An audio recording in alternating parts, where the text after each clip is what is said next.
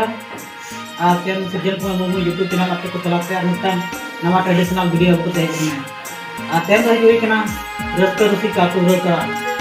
जहाँ दंपाते बनाव ट्रेडिशनल को संगे को बनाव वीडियो एहब वीडियो बनाव पे टीचर वीडियो